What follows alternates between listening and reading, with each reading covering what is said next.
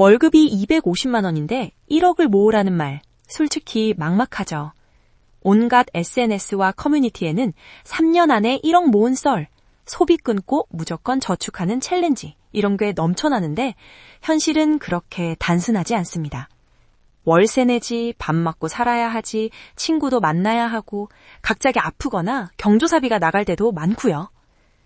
그래서 오늘은 추상적인 이야기보다 월급 250만 원 기준으로 1억을 만들려면 어떻게 돈을 모으고 뭐부터 시작해야 하는지 아주 현실적으로 말씀드리겠습니다.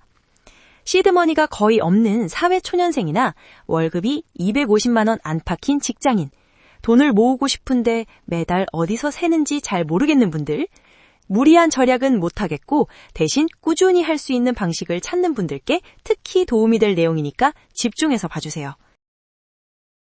많은 분들이 돈을 못 모으는 이유를 의지 부족으로 생각합니다. 그런데 월급 250만 원 수준에서는 의지보다 구조가 더 중요합니다. 왜냐하면 이 구간은 애초에 큰 돈을 남기기 어려우니까요. 월세, 식비, 교통비, 통신비만 빼도 생각보다 많이 남지 않습니다. 여기서 가장 흔한 실수는 남는 돈을 저축하겠다는 생각입니다. 그런데 보통 우리는 월급 받은 지 일주일만 지나도 남는 돈이 거의 없지 않나요? 그래서 시작부터 발상을 바꿔야 합니다. 먼저 막연하게 1억을 모으겠다는 목표 말고 내가 그 목표에 도달하려면 매달 얼마씩 모아야 하는지 역산해 보는 겁니다. 이때 중요한 건 매달 저축해야 할 돈이 크다고 해서 바로 포기하지 않는 것입니다. 월급만으로 부족하면 고정비를 줄이고 그래도 부족하면 추가 수입을 고려하면 됩니다. 1억을 모으기 위해 가장 기본적인 이야기를 해보겠습니다. 사람들이 돈을 못 모으는 가장 큰 이유 중 하나는 소비가 월급 직후에 집중되기 때문인데요. 월급이 들어오면 심리적으로 여유가 생기고 그 순간부터 지출 허들이 급격하게 낮아집니다. 문제는 여기서 시작됩니다. 대부분은 이번 달에 얼마나 써도 되는지 정해둔 기준이 없죠. 그러다 보니 카드값과 생활비, 소소한 충동구매라 한꺼번에 섞여버립니다. 결국 늘 생각보다 많이 썼고 남은 돈은 거의 없고 저축은 다음 달에 나에게 맡겨버리죠. 그래서 중요한 건 월급이 들어온 직후 72시간입니다. 이 3일 안에 이번 달의 저축액, 생활비 한도, 고정비 지출 일정을 먼저 확정해두면 한 달 전체가 훨씬 안정적으로 흘러갑니다. 반대로 이 시기를 그냥 넘기면 남은 27일은 수습하느라 시간을 다 보내게 됩니다. 그래서 월급 250만 원이라고 가정할 때 이 72시간 안에 적어도 3가지는 확정해야 합니다.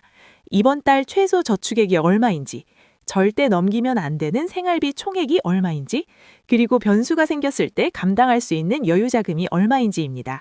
이 3가지가 정리되지 않은 사람은 소비가 늘 기분과 상황에 따라 결정될 것이고 반대로 3가지를 잘 파악한 사람은 월급 관리가 훨씬 구체적으로 가능해질 것입니다. 결국 1억 모으기의 출발점은 거창한 투자 전략이 아니라 월급 직후 며칠을 무방비로 보내지 않는 데 있습니다.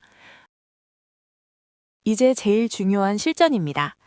월급 실수령 250만 원, 자취 중인 직장인을 기준으로 아주 현실적으로 계획해 보겠습니다. 월세와 관리비로 70만 원, 식비로 35만 원, 교통비와 통신비로 15만 원, 생활용품과 병원비, 의료비로 15만 원, 취미 약속비로 20만 원 정도를 잡아보면 생활비는 총 155만 원 수준이 됩니다. 이렇게 하면 남는 돈은 95만 원입니다. 여기서 중요한 포인트는 95만 원이 남는다고 해서 전부 무조건 저축하면 안 됩니다. 그렇게 타이트하게 시작하면 2-3달 안에 묻어질 가능성이 높기 때문입니다. 그래서 처음에는 비상금 20만 원, 적금 등에 저축할 40만 원, 투자자금 20만 원, 여윳돈 15만 원처럼 나눠 생각하는 편이 현실적입니다. 핵심은 처음 3개월 동안 내가 이 구조로 버틸 수 있는지를 보는 겁니다. 처음부터 완벽하게 가는 게 아니라 깨지지 않는 구조를 만드는 게 먼저입니다. 그럼 단단한 구조는 어떻게 만들 수 있을까요? 많은 사람들이 1억이라는 금액을 모아야겠다고 마음먹은 순간 대부분 시작하기도 전에 지칩니다. 그래서 단계별로 접근하는 게 좋습니다. 가장 먼저 도달해야 할 목표는 비상금 300만 원입니다.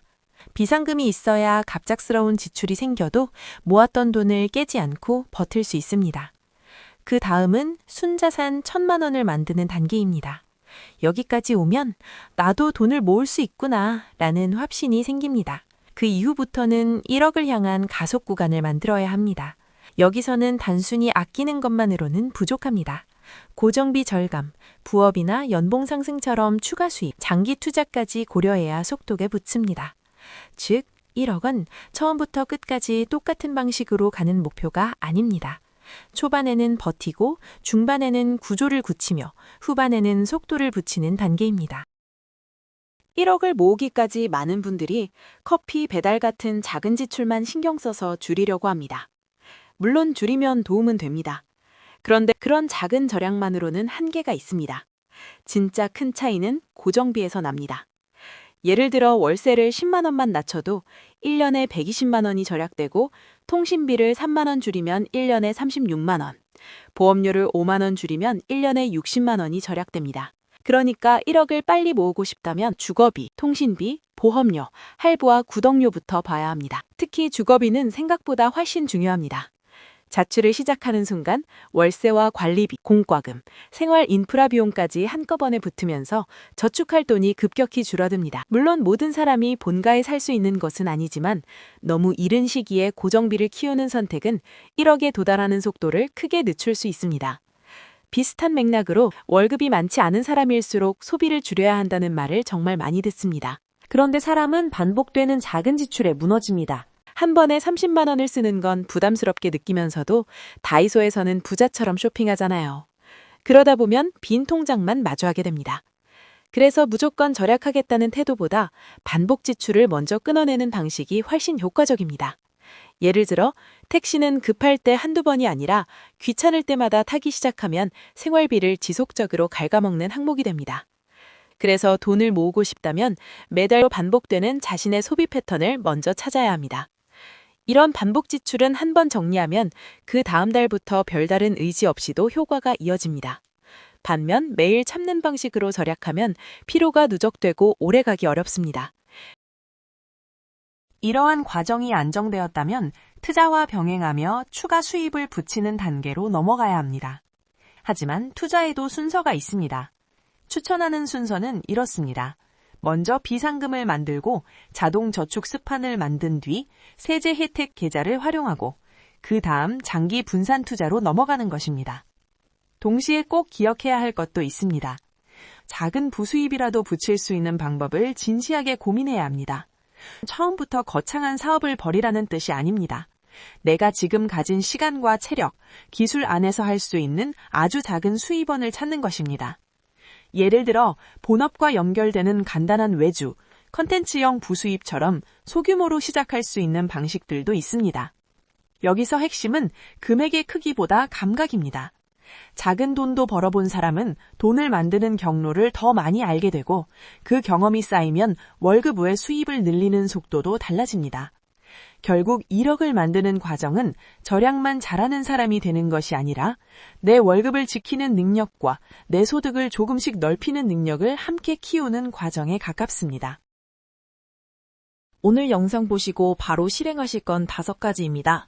먼저 월급이 들어온 직후 3일 안에 이번 달 최소 저축액과 생활비 상한선을 정해야 합니다. 그 다음에는 월세, 통신비, 보험료, 구독료, 할부처럼 큰 고정비부터 점검해야 합니다.